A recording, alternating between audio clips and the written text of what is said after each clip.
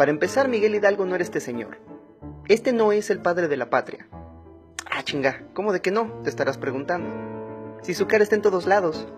En el metro, en los libros de texto, en el billete de 1000 pesos y en esa monografía que siempre pegabas antes de copiar el texto. ¡Ah, mierda! Pero este tierno viejecito guadalupano no es don Miguel Gregorio Antonio Ignacio Hidalgo y Costilla y Gálaga Mondarte Villaseñor. Miguel Hidalgo, para los cuates. Tampoco este, ni este, ni este, uy, este menos, ni este. Entonces, ¿por qué nos enseñan en la escuela que Miguel Hidalgo era un viejito calvo, de greña larga, con rasgos europeos y mirada tierna? Todo es culpa de Maximiliano de Habsburgo. Mira, él acababa de usurpar el gobierno de México. Su título oficial era emperador, pero nadie lo reconocía más que los aristócratas que lo pusieron en el poder. Maximiliano necesitaba legitimidad, necesitaba símbolos patrios asociados a su corona, que la gente pudiera mirar y decir, no, pues sí, Maximiliano es el chido. Así que en 1865, para conmemorar los 55 años del inicio de la independencia, mandó hacer un retrato de Miguel Hidalgo. Se lo encargó un tal Joaquín Ramírez, el pintor oficial de la corona. Esta es la bronca. Miguel Hidalgo nunca fue retratado en vida. Era el siglo XIX, así que la fotografía no existía y los retratos al óleo solo se reservaban para los personajes más importantes: generales, gobernadores, obispos y virreyes. Miguel Hidalgo era un cura de parroquia, peleado con todos los obispos por sus ideas revolucionarias. ¿Quién le iba a andar haciendo un retrato al óleo? No solo eso. Una vez que comenzó la guerra de independencia, el gobierno de la Nueva España prohibió hablar de él o de sus ideas. Durante más de 10 años, si te cachaban hablando de Miguel Hidalgo, podían ejecutarte por traición. Se supone que Ramírez fue a Guanajuato y preguntó, pero habían pasado más de 50 años desde la muerte de Miguel Hidalgo, en una época en la que si llegabas a 40 ya eras considerado viejo. ¿A quién le pudo haber preguntado? Cuentan las malas lenguas que Ramírez le pidió a un amigo suyo que posara para el retrato. Agarró a su compa, que era un botánico alemán, y le dijo, hoy vas a ser Miguel Hidalgo. Y ¡pum! 150 años más tarde, cada 15 de septiembre los niños van y se disfrazan de un botánico de la corte de Maximiliano. Entonces, ¿cómo era Miguel Hidalgo? Muchos dicen que es el de esta litografía del italiano Claudio Linetti, que aparece en su libro Trajes civiles, militares y religiosos de México. Aquí se ve bien distinto. No viste como si vendiera chocolate de mesa, sino como el general que era. Lamentablemente este tampoco es Miguel Hidalgo. Se acerca, pero esta litografía es de 1825, 14 años después de que el retratado ya había muerto. El único retrato de Miguel Hidalgo que le hicieron en vida es esta estatuilla que se exhibe en el castillo de Chapultepec. Se le hizo un imaginero de Querétaro después de que los insurgentes ganaron la batalla de las Cruces.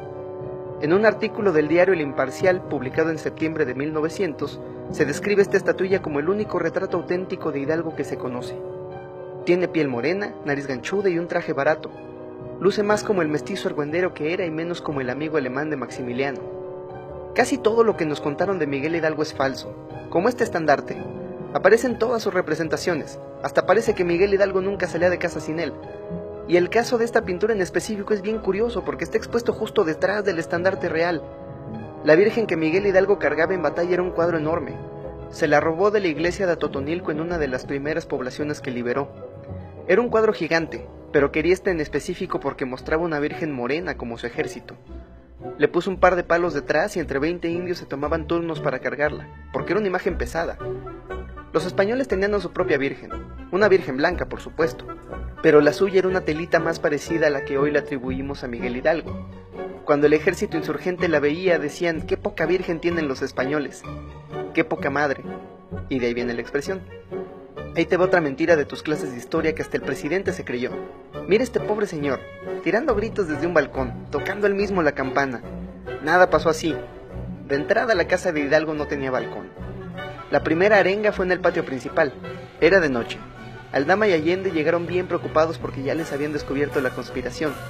Uno decía, ya no hay que hacer nada, y el otro, Nel, hay que rebelarnos. Miguel Hidalgo les dijo, cálmense, vamos a tomarnos un chocolatito. Y de la plática surgió la famosa frase, pues no nos queda de otra más que ir a cazar gachupines. Y ahí, en el patio de la casa de Hidalgo, ocurrió la primera arenga, donde unas 50 personas se les unieron. De ahí se fueron a la iglesia de Dolores, donde Hidalgo le pidió a un monaguillo que tocara las campanas para llamar a más gente. Ahí es donde las cosas se ponen confusas, porque Miguel Hidalgo gritó, ¡viva la religión! ¡Viva nuestra Madre Santísima de Guadalupe! ¡Viva Fernando VII! Porque todavía no estaba entre sus planes la independencia. ¡Viva la América! No, la América, y que muera el mal gobierno. pero el pueblo solo le respondió: ¡Viva la Virgen de Guadalupe y mueran los gachupines! Ahí te va otra mentira de tus clases de historia, la más grave que te contaron. Dice tu profesor con alma de contador que Miguel Hidalgo se levantó en armas por un asunto de impuestos, que no pudo pagar, que le embargaron unas tierras, ni madres, ni los contadores dan la vida por impuestos.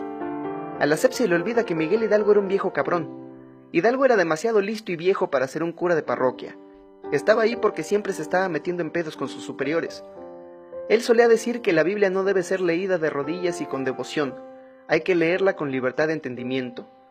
En la Nueva España, donde te quemaban si al vecino se le ocurría que eras bruja. Hidalgo era un tipo sabio. Además de español hablaba latín, como los pensadores clásicos, italiano como los renacentistas, francés como los autores de la Revolución Francesa.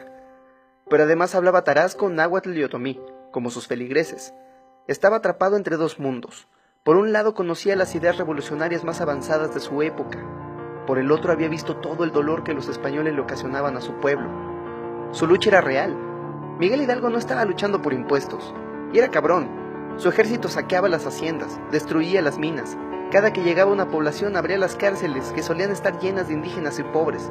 Liberaba a los presos y les decía: hijos míos, sed libres. Su justicia no es nuestra justicia.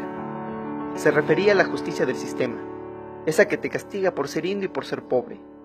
Por eso lo censuraron, por eso nos lo cambiaron, por eso el logo de mi delegación es un chapulín y no un viejo cabrón rompiendo cadenas, porque como dice aquella inscripción en la base de la estatua del Pípila, aún hay otras alhóndigas por incendiar. El problema es que ahí se imprimen nuestros libros de historia.